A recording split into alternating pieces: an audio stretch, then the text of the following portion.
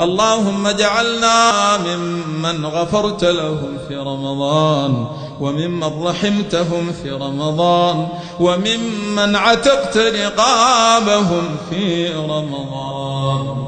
اللهم يا الله، اللهم أنزل علينا السخاء والرخاء، وارفع عنا الوباء والغلاء والإحن والمحن والفتن ما ظهر منها وما بطن.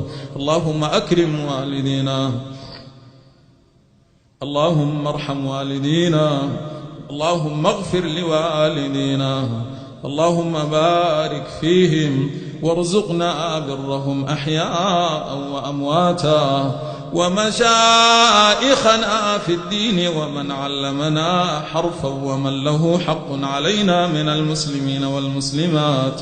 اللهم اغفر لحاضرنا وغائبنا، صغيرنا وكبيرنا، ذكرنا وأنثانا، حينا وميتنا برحمتك يا أرحم الراحمين.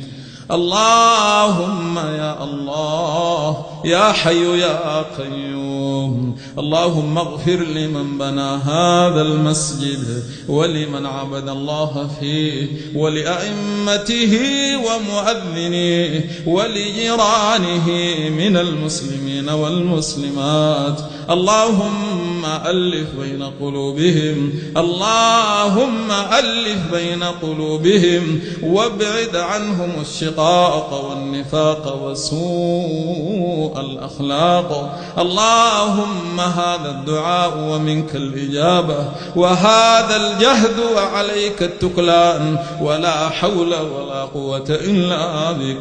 وصل اللهم بجمالك على أفضل مخلوقاتك سيدنا محمد وعلى آله وصحبه أجمعين.